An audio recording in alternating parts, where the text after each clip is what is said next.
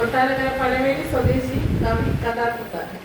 കഴിഞ്ഞ 35 വർഷമായി കലാ സാഹിത്യ രംഗങ്ങളിൽ പ്രവർത്തിക്കുന്നു. പൂനെയിലും കോയമ്പത്തൂരിലും മലയാള സമാജങ്ങളിൽ പ്രവർത്തിച്ചിട്ടുണ്ട്. പൂനെയിലെ മലയാള ശബ്ദം ആഴ്ചപ്പത്രത്തിന്റെ സബഡിറ്ററായിരുന്നു. കുറുകി പൂക്കൾ, നല്ല ശമരിയക്കാരൻ, ചെകുത്താനും ദൈവത്തിനുമിടെ, ഹോട്ടൽ മുസ്താന ഇന്റർനാഷണൽ പ്രൈവറ്റ് ലിമിറ്റഡ്, ഒളിച്ചോടുന്നവരുടെ ശ്രദ്ധയ്ക്ക്, ചത്തവന്റെ ശുശ്രൂഷ തുടങ്ങിയ കഥകൾ രചിച്ചിട്ടുണ്ട്. കേരള കലാസാഹിത്യ സംസ്ഥാന പ്രസിഡന്റ്, സഹയാത്രി യുവകാര്യ സമിതി തിരുവനന്തപുരം ജില്ലാ vice president, Kottarakkara film society executive member, Kerala arts lovers association executive member എന്നീ നിലയിൽ പ്രവർത്തിക്കുന്നു. 10 ലോക റെക്കോർഡ് കരസ്ഥമാക്കിയ ലോകത്തെ ഏറ്റവും വലിയ സാഹിത്യ പുസ്തകമായ മഞ്ജരി ബുക്സിന്റെ പെൻഡ്രൈവിൽ കവിത പ്രസിദ്ധീകരിച്ചിട്ടുണ്ട്.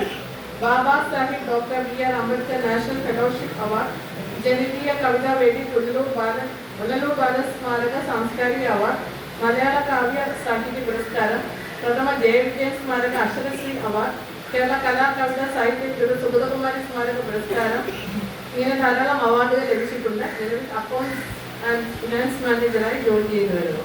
സാഹിത്യ മേഖലയിലെ സംഭാവന കണക്കിലെടുത്താണ് ഭാരതസേവ ഓണം നൽകിയാതിരിക്കുന്ന സ്നേഹം.